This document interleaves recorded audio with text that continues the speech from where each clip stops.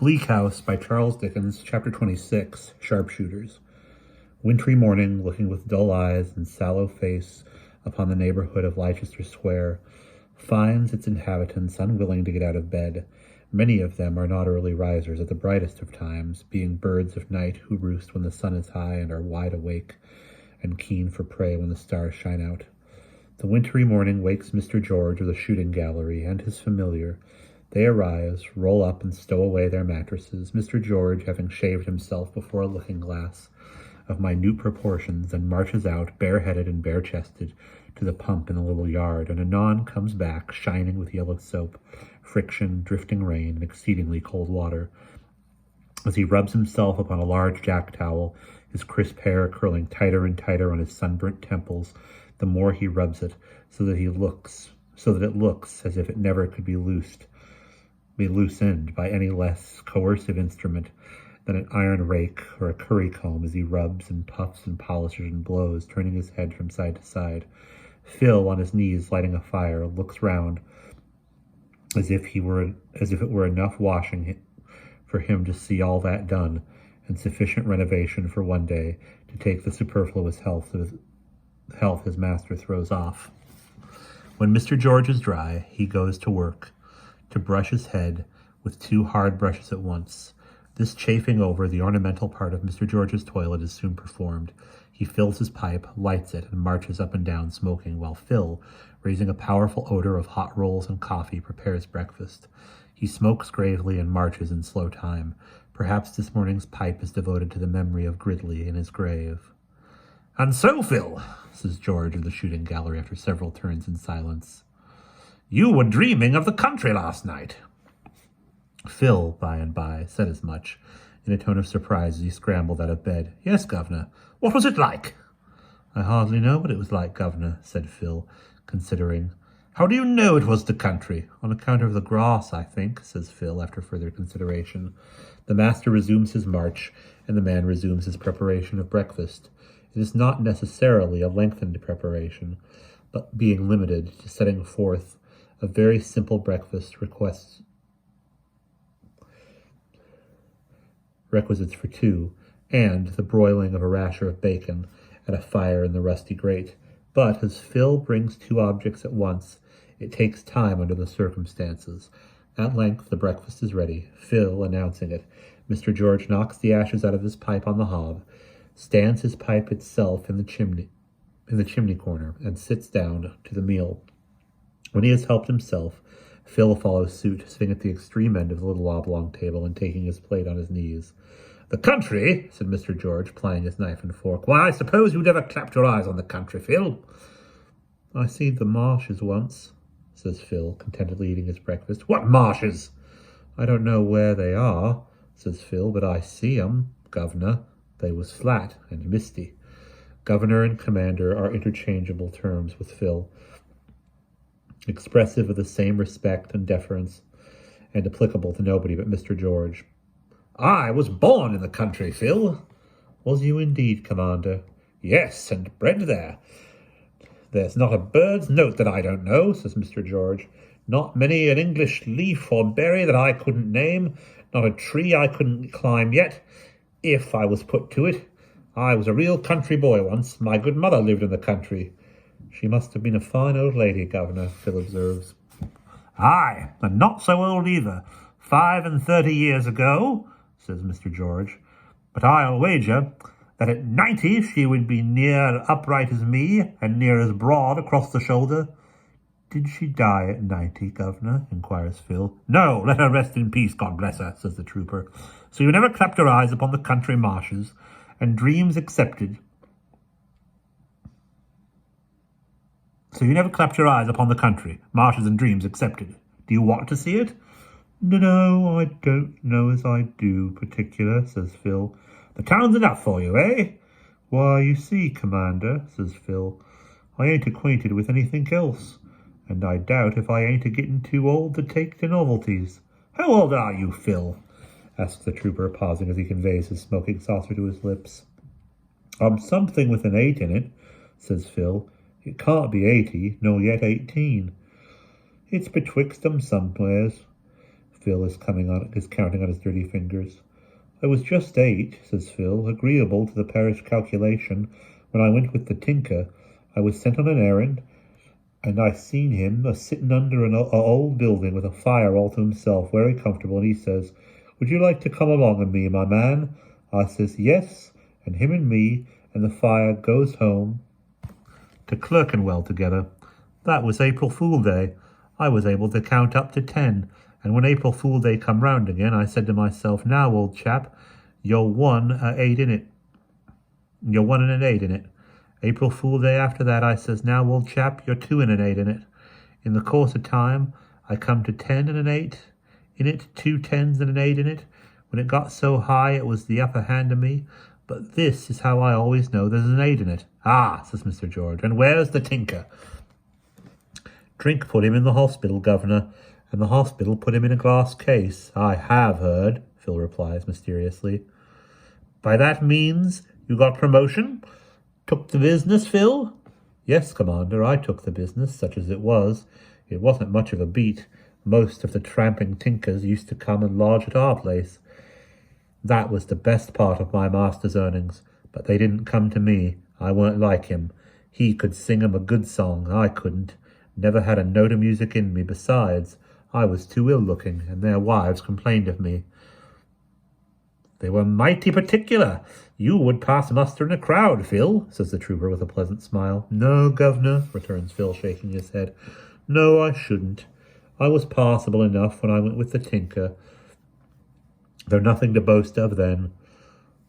But what with blowing the fire with my mouth when I was young, and spilling my complexion, and singeing my hair off, and swallowing the smoke, and what with being naturally unfortunate in a way of running against hot metal, and marking myself by such means, and what with having turn-ups with the tinker, as I got older, my beauty was queer, very queer, even at that time, as to sense, what with being scorched in an accident at a gasworks, and what with being blowed out of a window, case filling in at the firework business, I am ugly enough to make a show of it. It was after the case filling blow up, when I first see you, Commander. You remember?" "I remember, Phil. You were walking along in the sun, crawling, governor, again a wall, in a nightcap." "In a nightcap?" "And hobbling with a couple of sticks," cries Phil. "With a couple of sticks? When you stops, you know," cries Phil, "and says to me, 'What, comrade, you have been in the wars.' I didn't say much to you, Commander, then, for I was took by surprise that a person so strong and healthy and bold as you should stop to speak to such a limping bag of bones as I was. But you says to me, you says, 'What accident have you met with? You have been badly hurt. What's amiss, old boy? Cheer up and tell us about it.' Cheer up? I was cheered already. I says as much to you. You says more to me. I says more to you. You say more to me. And here I am, Commander," cries Phil, who has started from his chair. "If a mark's wanted, or if it will improve the business, let the customers take aim at me. They can't spoil my beauty. I'm all right. Come on, if they want a man to box at, let 'em box at me. Let 'em knock me well about the head. I don't mind. If they want a lightweight to be throwed for practice, Cornwall, Devonshire, or Lincolnshire, let 'em throw me. They won't hurt me. I have been throwed all sorts of styles all my life." With this unexpected speech, Phil begins to clear away the breakfast. Mr. George, after laughing cheerfully and clapping him on the shoulder, assists in these arrangements and helps to get the galley into business order. That done, he takes a turn at the dumbbells, and afterward, weighing himself and opining that he is getting too fleshy, engages with great gravity in solitary broadsword practice. Meanwhile, Phil has fallen to work at his usual table, where he screws and unscrews and cleans and files and blackens himself more and more, and seems to do and undo everything that can be done and undone about a gun. Master and man are at length disturbed by footsteps in the passage, where they make an unusual sound, denoting the arrival of unusual company. These steps, advancing nearer and nearer to the gallery, bring into it a group at first sight scarcely reconcilable with any day of the year but the 5th of November. It consists of a limp and ugly figure carried in a chair by two bearers and attended by a lean female with a face like a pinched mask, her lips tightly and defiantly closed as the chair is put down, at which point the figure in it is gasping, "Oh, Lord! Oh, dear me!" "I am shaken." Mr. George describes in the procession the venerable Mr. Smallweed out for an airing, attended by his granddaughter Judy as bodyguard. "Mr. George, my dear friend," says Grandfather Smallweed, removing his right arm from the neck of one of his bearers. "How d'ye do? You're surprised to see me, my dear friend?" "I should hardly have been more surprised to have seen your friend in the city," returns Mr. George. "I am very seldom out," pants Mr. Smallweed. "I haven't been out for months. It's inconvenient, and it comes expensive, but I longed so much to see you, my dear Mr. George. How d'ye do, sir?" "I am well enough," says Mr. George. "I hope you are the same."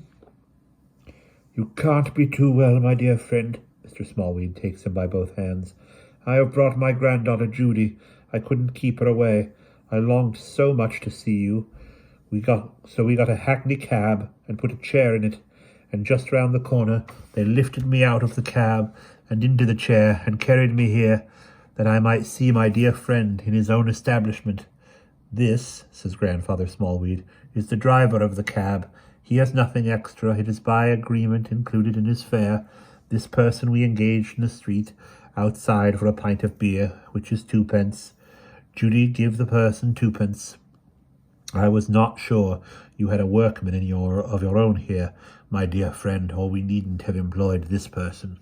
Grandfather Smallweed refers to Phil with a glance of considerable terror, nor is his apprehension on the surface of things without some reason, for Phil, who has never beheld the apparition in the black velvet cap before, has stopped short with a gun in his hand, with much of the air of a dead shot intent on picking Mr. Smallweed off as an ugly old bird of the crow species. "Judy, my child," says Grandfather Smallweed, "give this person his 2 pence. It's a great deal for what he has done."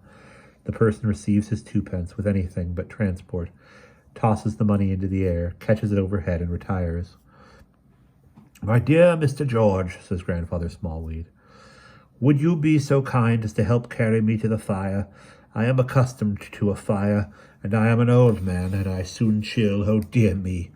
His closing exclamation is jerked out of the venerable gentleman by the suddenness with which Mr. Squod, like a genie, catches him up, chair and all, and deposits him on the hearthstone. "Oh, Lord," says Mr. Smallweed, panting. "Oh, dear me! Oh, my stars! Oh, my friend! Your workman is very strong and very prompt. Oh, Lord, he is very prompt. Judy, draw me back a little. I'm being scorched to the legs," which indeed is testified to the noises of all present by the smell of his worsted stockings.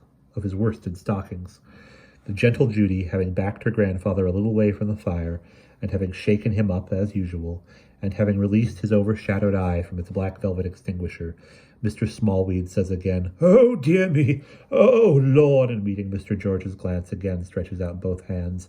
"My dear friend, so happy in this meeting. And this is your establishment. It's a delightful place. It's a picture. You never find anything goes off here accidentally, do you, my friend?" adds Grandfather Smallweed, very ill at ease. No fear of that." "And your workman, oh, dear me, he never lets anything off without meaning it, does he, my dear friend?"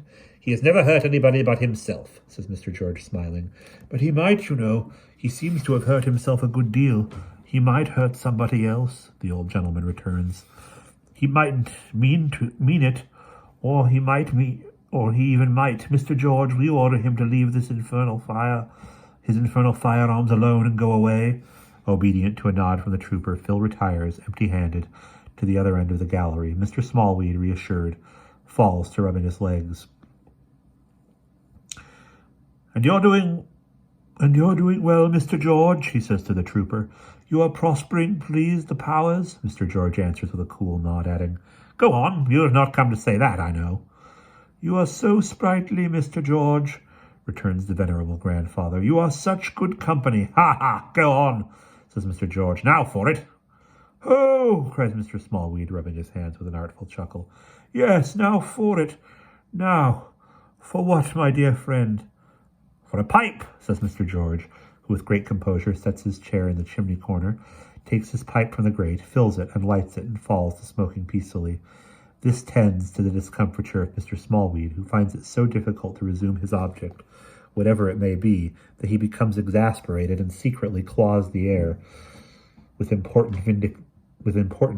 impotent vindictiveness, as he continues, while he claws, to slide down in his chair and to collapse into a shapeless bundle. He becomes such a ghostly spectacle, even in the accustomed eyes of Judy, that the young virgin pounces at him with something more than the ardor of affection, and so shakes him up and pats and pokes him in divers parts of his body, that in his grievous distress he utters enforced sounds like a Pavour's rammer.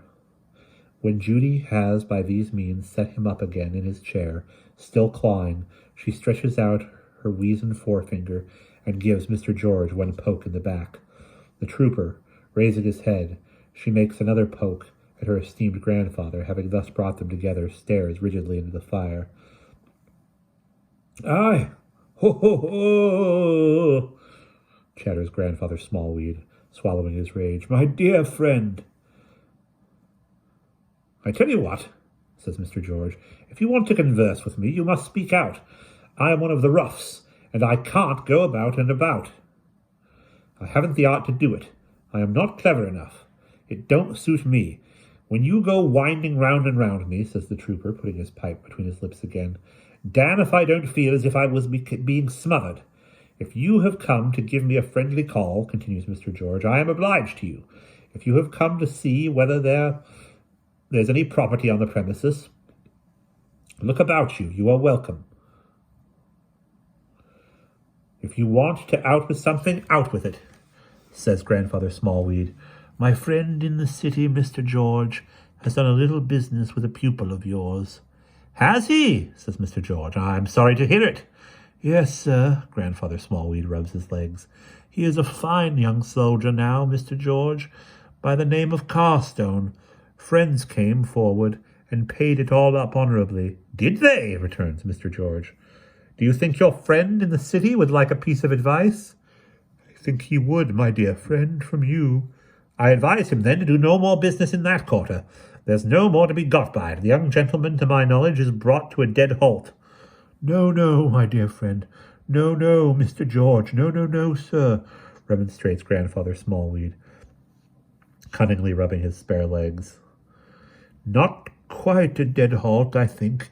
He has good friends, and he is good for his pay, and he is good for the selling price of his commission, and he is good for his chance in a lawsuit, and he is good for his chance in a wife, and oh, do you know, Mr. George, I think my friend would consider the young gentleman good for something else," says Grandfather Smallweed. Mr. George, who has put aside his pipe and sits with an arm on his chair back, beats a tattoo on the ground with his right foot, as if he were not particularly pleased with the turn the conversation has taken. "But to pass from one subject to another," resumes Mr. Smallweed, "Mr. George, from the ensign to the captain." "What are you up to now?" asked Mr. George, pausing with a frown in stoking the recollection of his mustaches.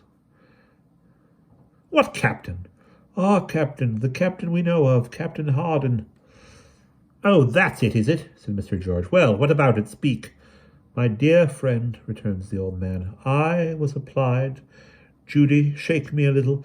I was applied to yesterday about the captain, and my opinion still is that the captain is not dead." "Bosh!" observes Mr. George. "Ho!" says Grandfather Smallweed. Mr. George, of my opinion, you can judge for yourself according to the question asked of me, and the reasons given for me asking them. Now, what do you think the lawyer making the inquiries wants?" "A job," says Mr. George. "Nothing of the kind."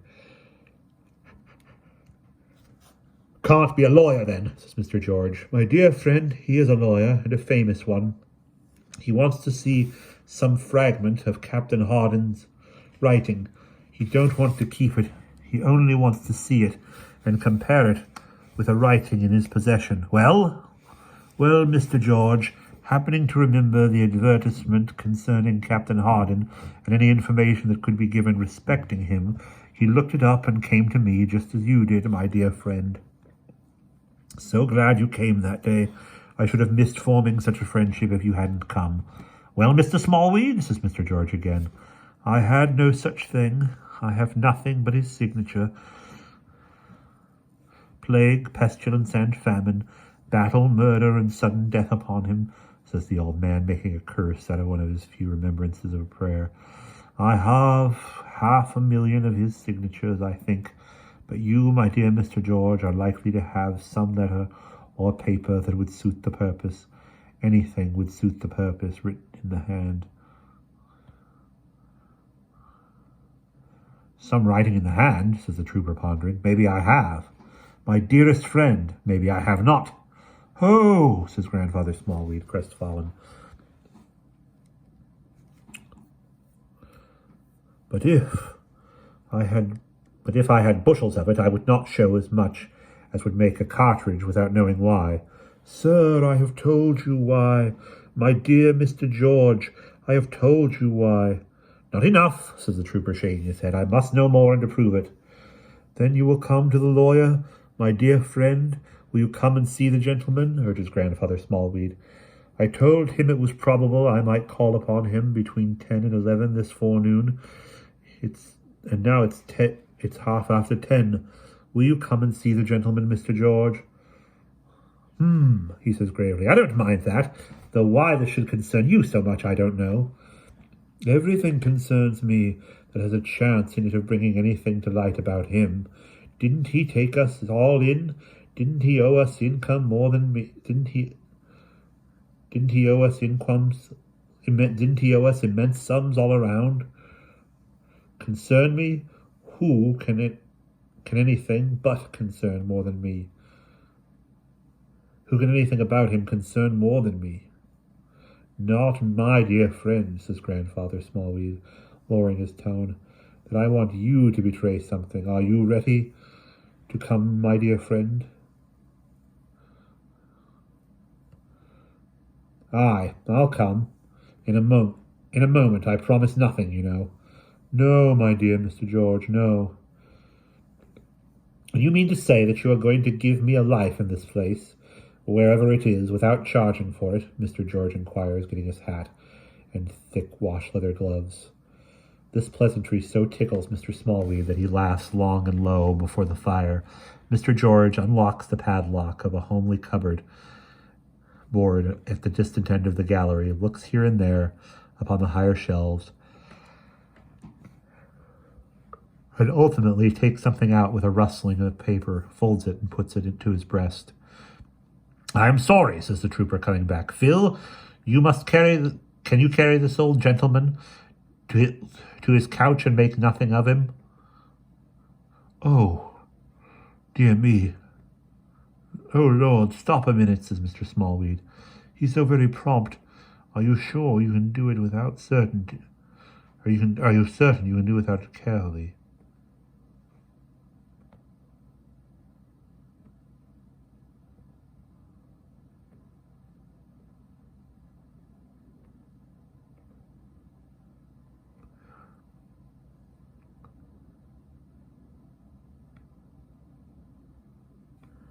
And we will pause there.